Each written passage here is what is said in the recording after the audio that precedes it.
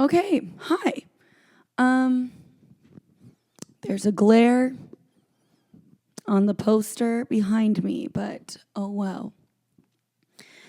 Hi, welcome back to What's Really Good with Tori Kinla. I soy Tori Kinla. We're back on the yellow couch. We're probably going to be on the yellow couch for forever and ever. Amen. Let's see.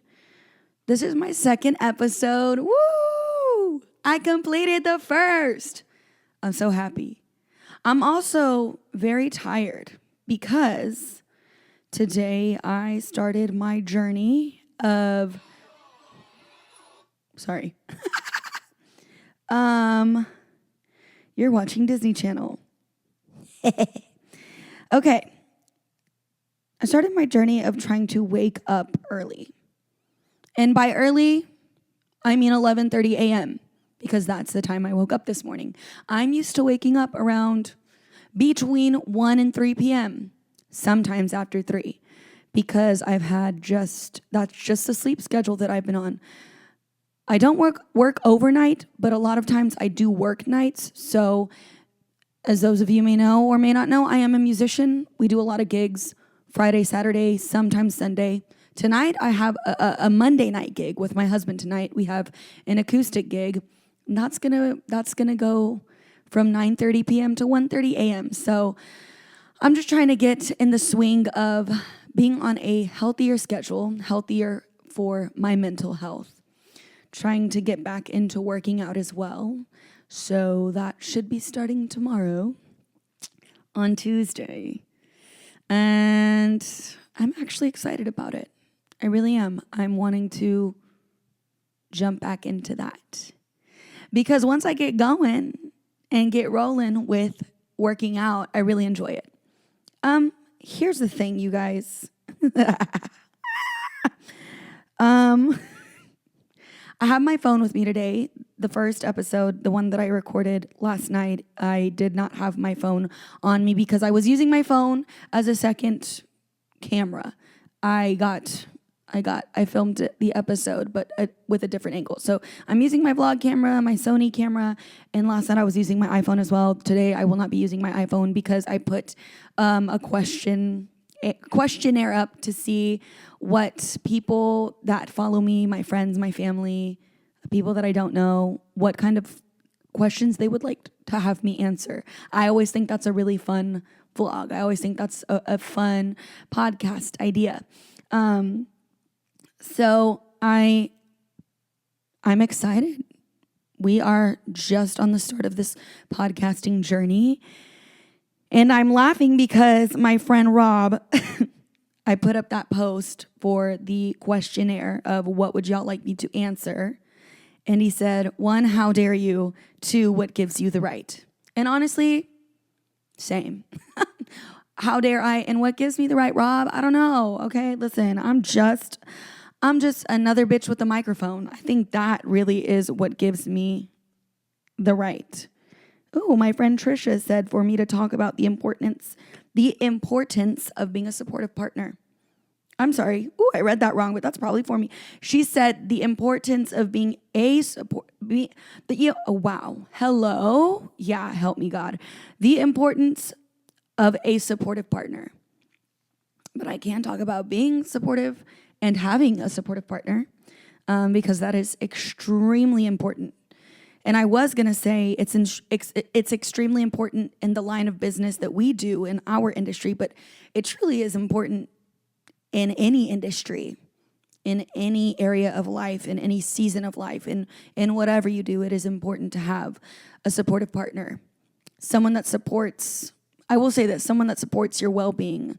Now, if you're making poor decisions and you have a partner that's supporting your poor decisions, I would rethink that. That I don't think they're being a supportive partner if they are co-signing poor decisions. But to each their own. I'm drinking spearmint tea because I had enough caffeine for the day. Yeah, I drank a little bit of coffee this morning and then I had a Nalani because, like I said, 11:30 a.m. wake up time. Just trying to get in the swing of things, doing a better sleep schedule. regardless of my musician schedule.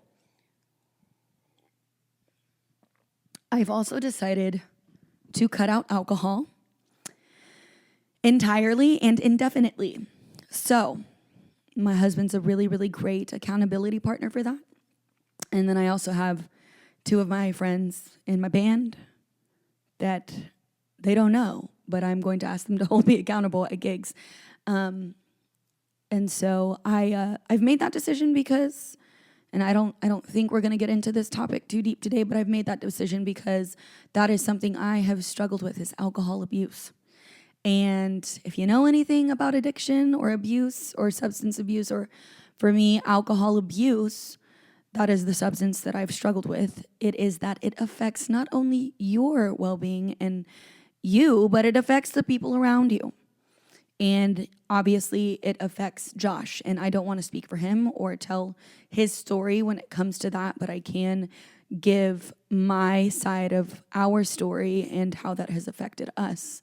And basically, without getting into it, in this little segment here on this episode, I got to a point where I was tired of apologizing to him the morning after my outbursts. And my outbursts were always fueled by alcohol. And I unfortunately was not always a happy-go-lucky drunk or a sappy drunk. Oftentimes, I was a belligerent drunk, and I could be really mean to Josh. And I wasn't mean to others. I wasn't mean to my friends, other people that were around me. I was mean to the closest person to me. Listen, there's the reality of this is that I'm going to be very real with y'all, so there's a huge chance that I will cry, probably in multiple episodes, because I do plan on diving deeper into heavier things within my life, and that's happened. But I just got, I wasn't tired. I was disappointed in myself. It wasn't like I was tired, like I was, God, I'm just over this. But I guess I was over myself, and I was disappointed in how the next day when I would wake up, I would wake up with so much shame and guilt and anxiety, because sometimes I didn't know what I said. Sometimes I didn't know what I did. Sometimes I remembered what I said and did, and I felt terrible because that was coming out of a place of hurt and hurting, but it was being projected onto my partner, who did not deserve any of that behavior, because he didn't cause any of the pain that the alcohol was masking. So, yeah, I'm cutting it out. And I just got to the point where my words felt completely weightless. I felt that they didn't carry much weight or truth to them, because the action stayed the same. I would say sorry, and then a week later or a few days later, I'd be back at a bar drinking with friends, not knowing when to stop, and then acting like a complete idiot, just a belligerent fool, and treating my husband very poorly. And I don't want to lose him. And I don't want to lose myself.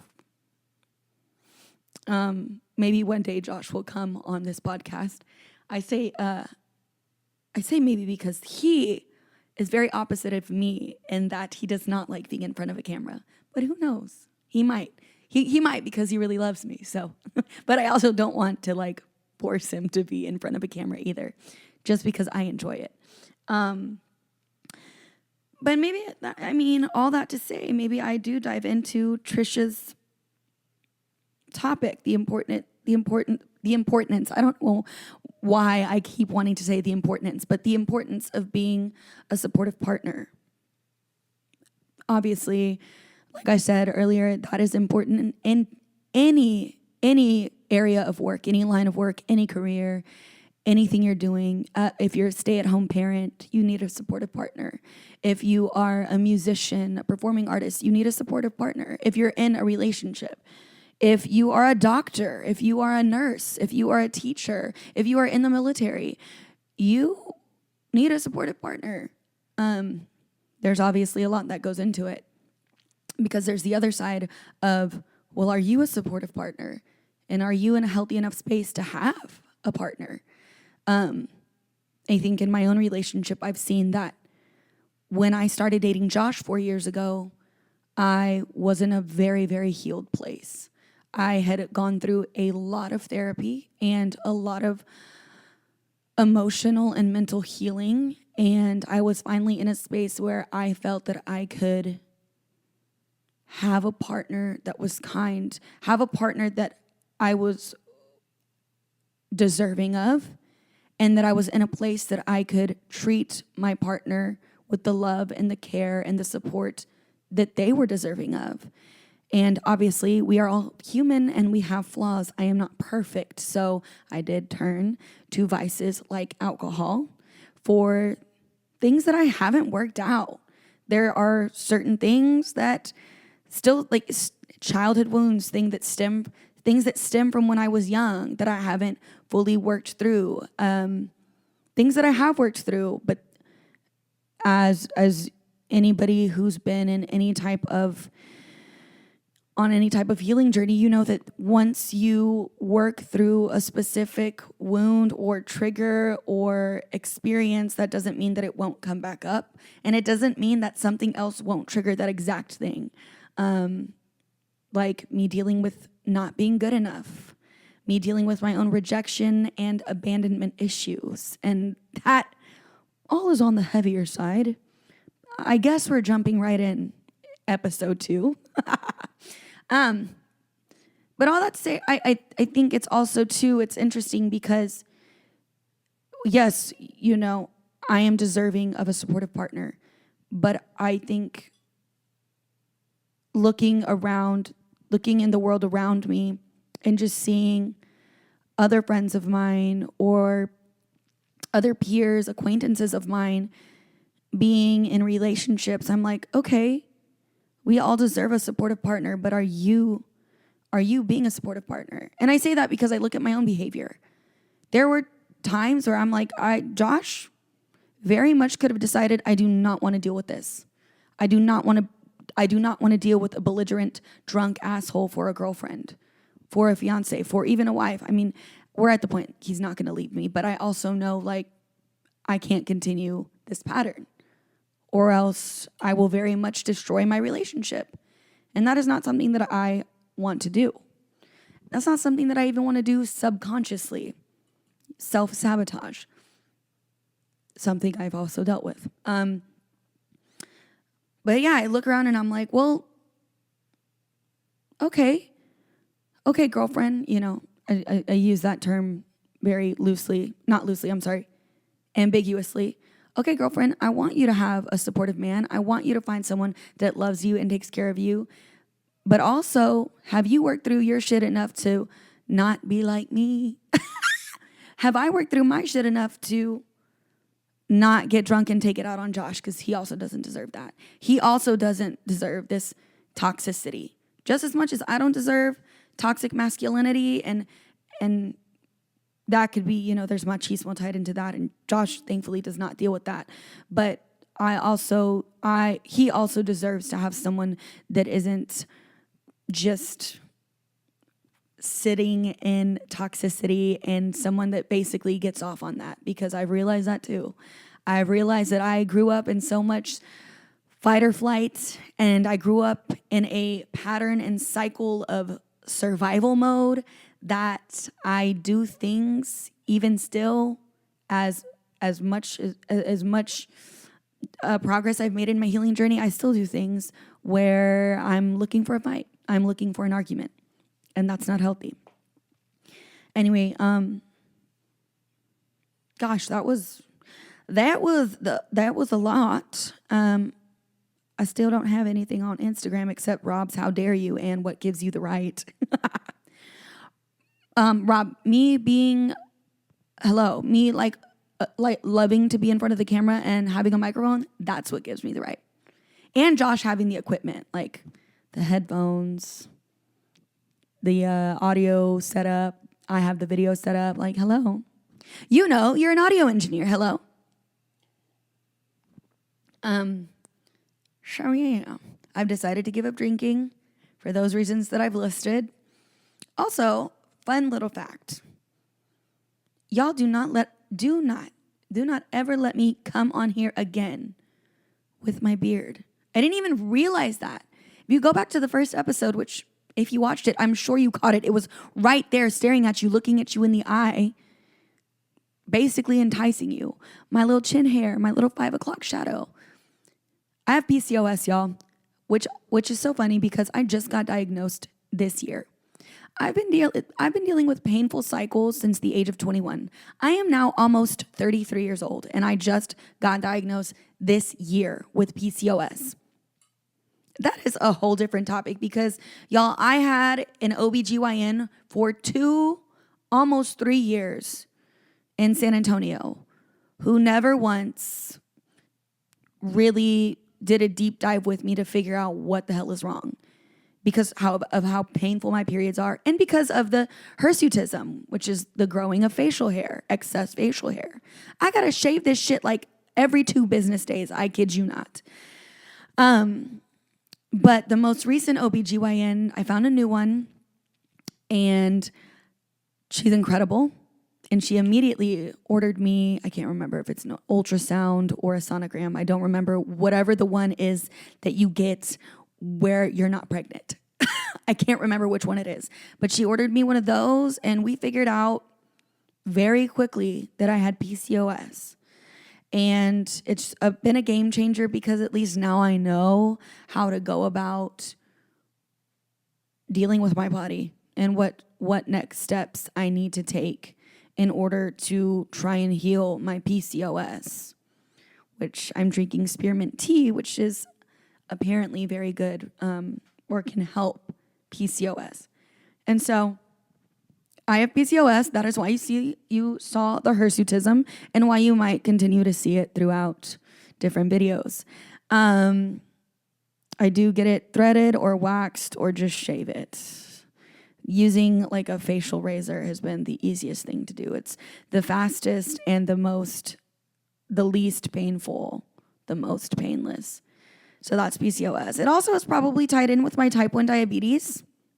There's that. I was diagnosed at 15. It's not hereditary. It does not come from my mom or my dad's side. It just was an anomaly. Hey. Show y'all. There was a story that I wanted to share, a specific story that I wanted to share with you all. And I know we dove in a little deep at the beginning of this episode. And, you know, I'm just going to share. I'm just going to raw dog it and share with you what comes to mind. And maybe I'll get better at planning throughout the season or throughout my journey of doing this. And maybe it'll be all over the place. I know what you may be thinking. This bitch definitely has ADHD. Well, kind of, but not really. Actually, no, not at all. I don't have ADHD. I am neurodivergent, but I don't have ADHD. Something I also got tested for back in 2023, I think, or 2024. End of 2023 or beginning of 2024. I really can't remember. I think it was end of 2023. I went and I got diagnostic testing done to see if I had ADHD because a lot of the things I had read online, seen on TikTok, I know not to self-diagnose, but seen on TikTok, seen on social media, I was like, oh, having friends that have ADHD and they were like, you're definitely ADHD. And I was like, okay, cool.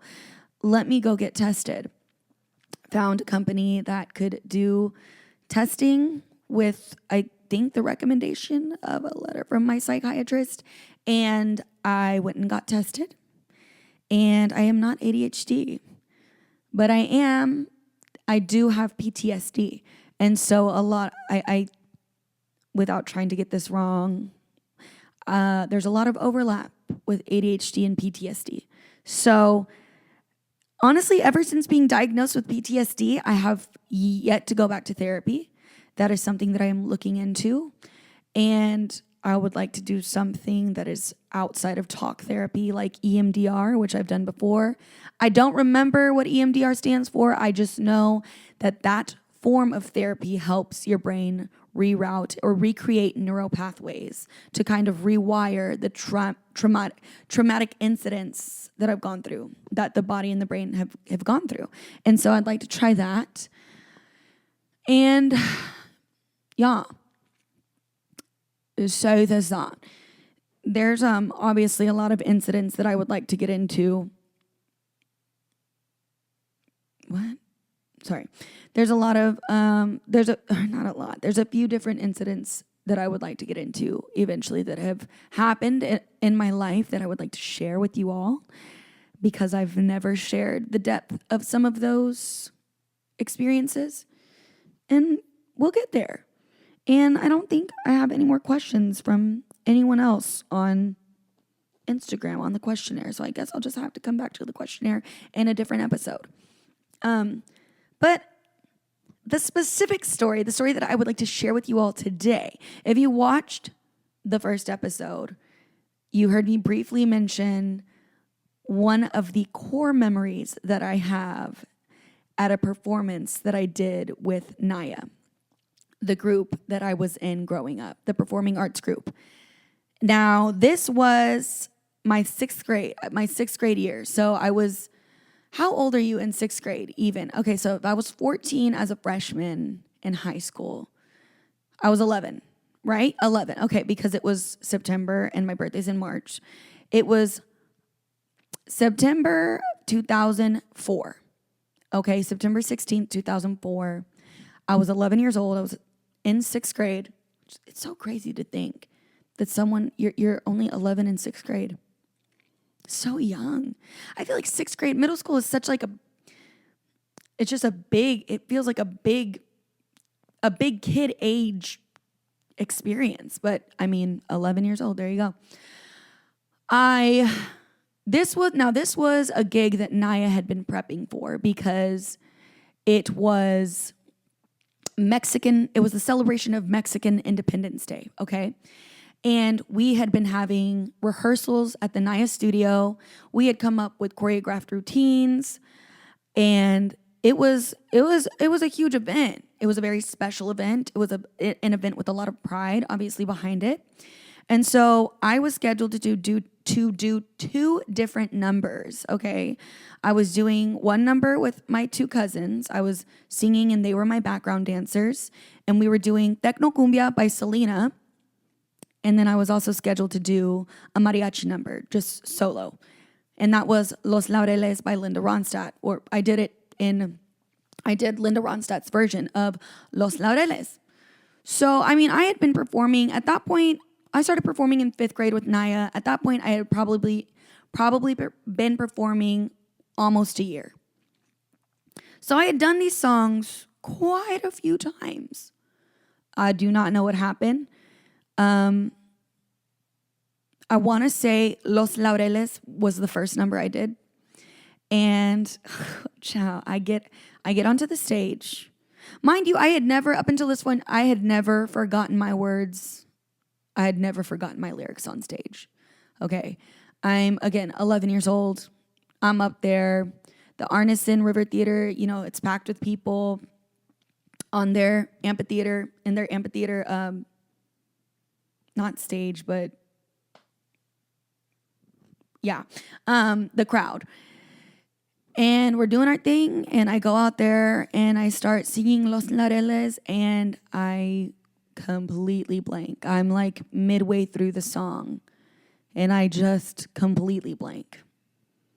I don't know where the words went. I don't know where my brain went. This was the first time anything like that had ever happened to me, and I'm just frozen there on stage, just by myself.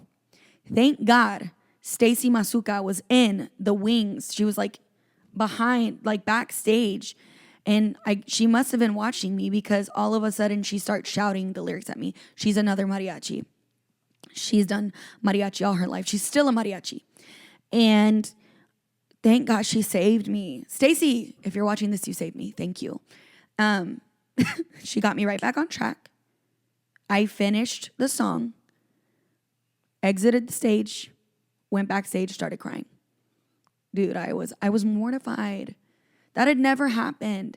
And even though I was 11 years old, my kid brain was like, where did I go wrong? What happened? What caused me to forget those words? And it was just, I'm looking back at it and I'm like, should I have been that traumatized for an 11-year-old? Is that a normal thing?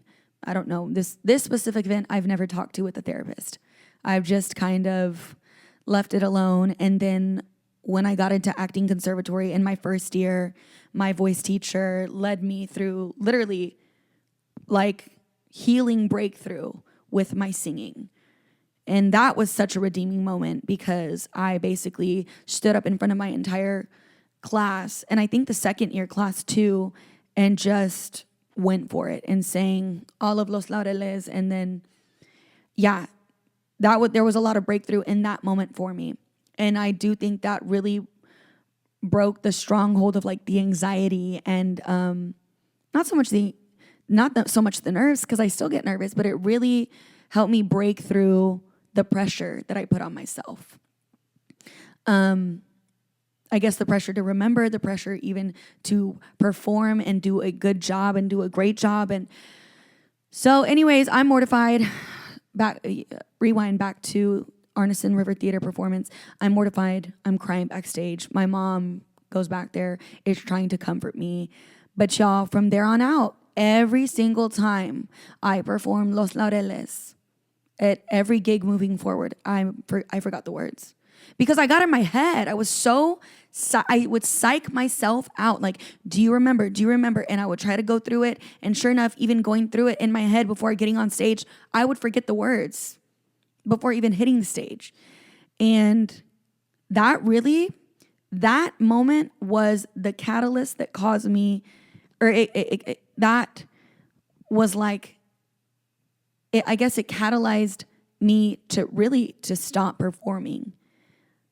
That's the amount of pressure that I put on myself and the way that I completely psyched myself out into forgetting the lyrics. It sucked the joy out of performing. Completely sucked the joy out of performing for me. And honestly, that happened, like I said, when I was 11. Excuse me. I continued performing with Naya until the age of about 16. But I mean, after that, I stopped enjoying performing, so I stopped performing. Ooh, and like I said, it wasn't until I was 25 where I experienced that healing and that breakthrough in a performance space. And that wasn't even while performing. I was just with my class. We were doing an exercise, and that really, really helped me break through to realize that I didn't need to put so much pressure on myself. That even if I did forget the words on stage, even though it was in Spanish and I don't speak Spanish, so, I can't necessarily make up words on the spot for the Spanish music that I sing, but that life goes on and you make mistakes even as a performer on stage. And how do you recover? How do you recover successfully? And I really think the way that you recover is that you just keep going and you just keep doing it, because again, nobody's perfect. And sometimes you're going to drop a line. Sometimes you're going to forget the words. You're going to forget the lyrics. Sometimes you're going to skip to a different part of the song. Sometimes you're going to repeat a verse twice because you accidentally sang the second verse when you're supposed to sing the first verse. And yeah, that was not a fun time. And it just really sucked because I let that moment, I was young, right? It happened when I was 11. And I'm not entirely sure why I let it stop me.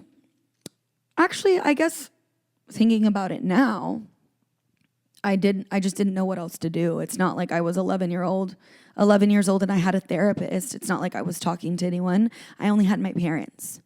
And, my mom saying, Mija, it's okay, it happens, that only went so far in my kid brain.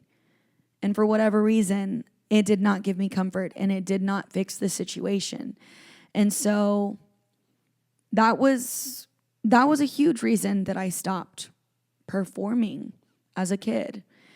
That's a huge reason that there was such a huge gap in my life and my career as a performing artist.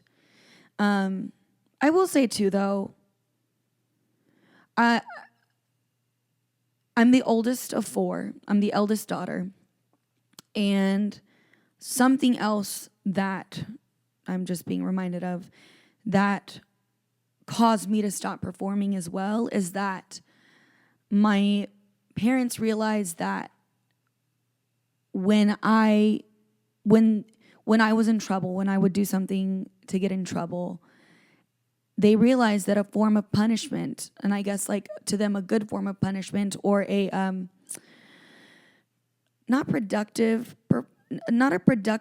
form of punishment, but almost like a form of punishment that worked. Sorry, y'all, my brain is a little scattered at this moment. But a form of punishment, I guess they thought worked, was grounding me from performing. So if I had, didn't make a good enough grade on my report card or progress report in school, or if I had talked back, or if they felt that I was being disrespectful to them, the thing that they would do is they would ground me, and in that grounding included me not being allowed to perform.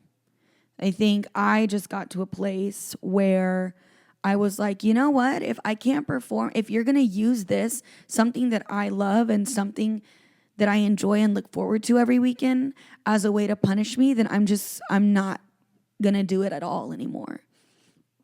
And, middle school on, honestly, 5th grade on was a rocky time.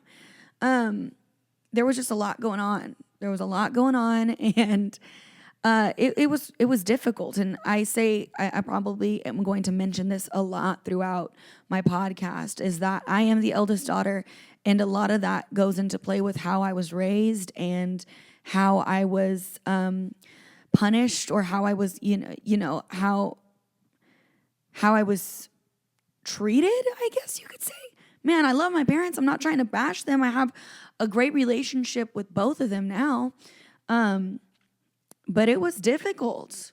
And I think it was because I am the oldest. I'm the oldest daughter, and I was there first. And, they were really hard on me growing up. They set a very high bar, a very high standard for me in every area, in academics, in behavior, in not so much extracurriculars. They didn't really set a super high standard for me, I would say, when I was really young in dancing. But I guess, when I got into Naya, setting a high standard for my performances, my vocal performances. And, it just, performing eventually, aside from forgetting the words on stage and completely psyching myself out, it was also the punishment, the fact that my performances and my singing was being taken away from me. Like, my gigs were being taken away from me as a form of punishment. So those two combined, I was like, you know what? I'm good on this. I don't want to do this anymore. It also felt like there was just really nothing I could do right. Or there wasn't anything that I could do to, be good enough. And that's where that wound comes from. That's where that me, in time still not feeling good enough, that's where that comes from. And like I said, this isn't going to be like the Bash Tori's Parents podcast. I'm just trying to keep it very real with y'all and transparent. And like I said, I love my parents. And to be completely honest, they did the absolute best that they could with what they knew. And that's the reality. My mom and my dad did the absolute best that they could with what they knew and the examples that they were given. And It was rough. It was rough, but thank God for therapy and thank God for God, because I'm at where I'm at now because of that. And I'm not perfect because, like I said at the beginning of this podcast, I was dealing with alcohol abuse. And that was not healthy, obviously. But yeah, I'm going to take a moment. I'm going to sit in silence. I'm going to keep this thing rolling so that it's easier for me to edit. Or maybe not. Maybe I'll pause it. I don't know what's going to be easier. I think I'll keep it rolling, but I'm just going to give myself a quiet moment to just kind of quiet my mind and my thoughts to see what else I'd like to talk to y'all about. Un momento, por favor. Okay, I'm back. And I'm realizing that this video is 40 minutes long at this point, and maybe I don't need to discuss anything further because it's already pretty long as is. Yeah, I think that's it. I think I'm just very excited to see where this goes. I'm very excited to have my first guest come on either this or next week. Regardless, I believe it'll be episode 2 or 3 that she's going to be on here with me. And I'm really excited to share the space with her. I don't want to give her away quite yet. She's a very special person to me. My best friend. That's probably giving it away. If you know, you know. But if you know, that's all good. And if you don't know, that's also all good. But yeah, thank you for joining me. If you have any questions about anything I've talked about in this podcast or the previous one, please feel free to leave a comment or shoot me a DM or email me. Email the management. Email my management. Just kidding, I am my own management. But yeah, thank you for being with me. I'll see you next time. Peace, love. What is it? Peace, love, and hair grease? Peace, love, and hair grease? It's love, peace, and hair grease. God bless y'all. Till next time.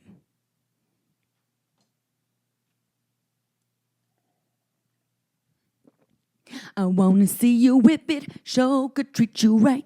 Give me just a minute of your time tonight. We both are here to have good fun, so let it whip.